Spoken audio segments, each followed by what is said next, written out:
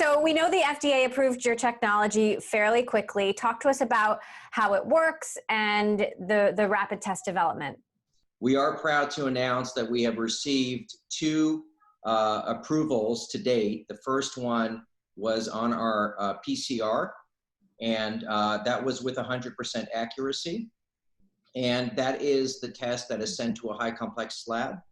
And the second test that was just approved was the lateral flow antibody test that has gotten some negativity around it just because there have been issues with accuracy. We are proud to announce that there have been multiple independent studies done at the University of Chicago, at the University of Michigan, and then the FDA conducted their own study through the National Health Institute. And we scored a 100% sensitivity with the FDA's validation and a 97.5% specificity. So your rapid test, your rapid diagnostic test has a 100% success rate as well as your antibody test? Correct. So how does the technology work? The antibody test basically tests for what's called the IgM and the IgG. The IgG tests for a long-term infection. If you've been infected usually on a window that's past 30 days, and the IgM usually develops 7 to 14 days, and it's within 30 days if a person's been infected.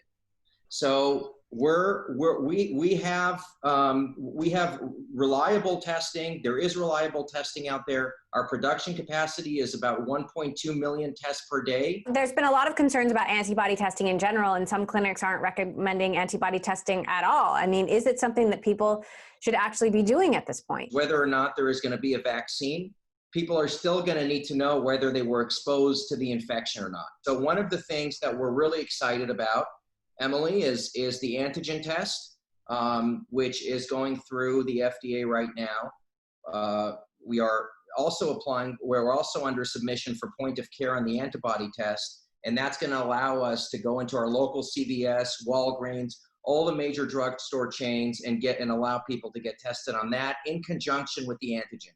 So why are the antibody tests useful at this point? If somebody does indeed have the antibodies, we believe that for the most part it is safe for them to have the exposure to it. There are concerns that rapid testing results are not as accurate as other testing results. Are you saying that if you get a rapid test using your technology, your result is your result for sure? Using our rapid test with our technology, it has been independently studied and validated by some of the largest universities in this country.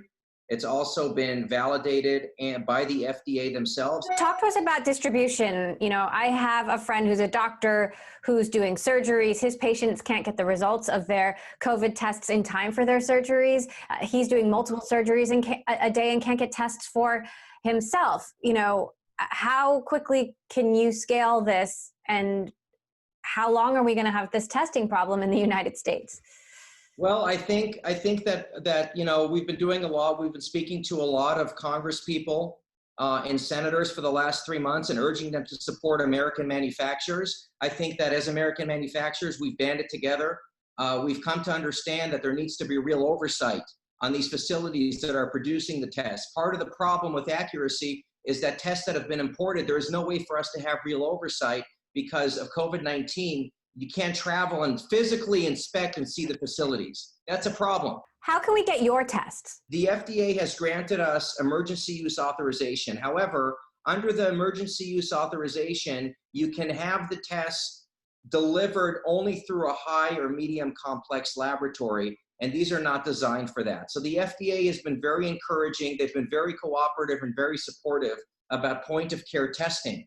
And again, what point of care testing is going to allow us to do is to conduct these tests at places like CVS and Walgreens and your local Walmart.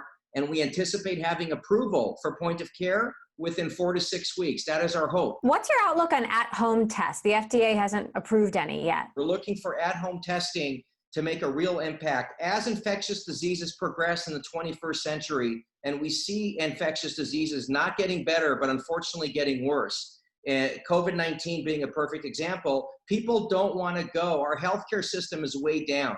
And we believe that we can save the healthcare system and save our insurance companies billions and billions of dollars and take pressure off our healthcare system if people are able to diagnose themselves to figure out what they have. For example, the COVID flu test. There needs to be a combo test that we intend that is going to diagnose whether or not you have influenza or whether or not you have COVID-19. The symptoms are very similar. Those are often misdiagnosed.